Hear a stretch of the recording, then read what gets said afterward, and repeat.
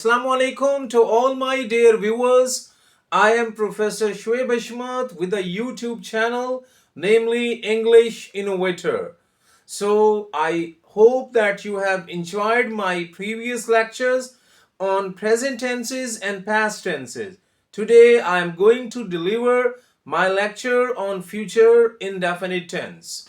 So you are all requested to like, share and subscribe my channel. So let's start with future indefinite tense.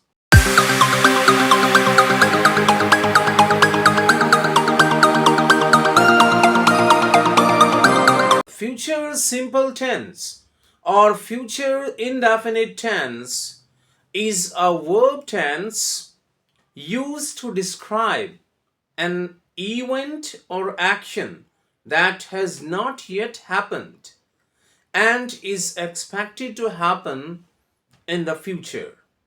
This is the definition of future simple tense or future indefinite tense.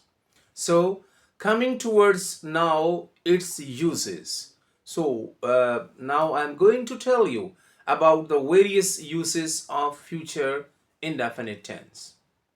The very first use of future indefinite tense is that the future simple indicates the speaker's opinions, assumptions, speculations about the future. For example, he will build a house.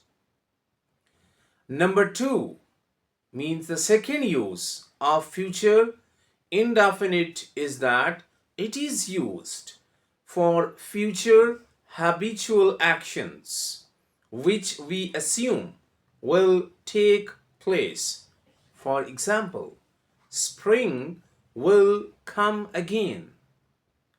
The third use of future indefinite is that it is used for weather forecast.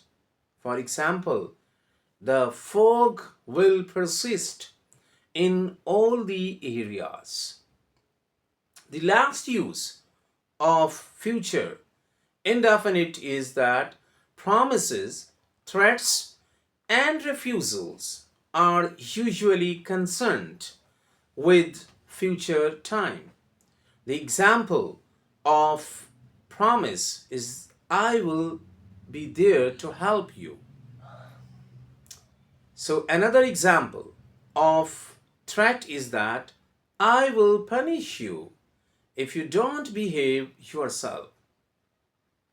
The third example of refusal is I won't do it.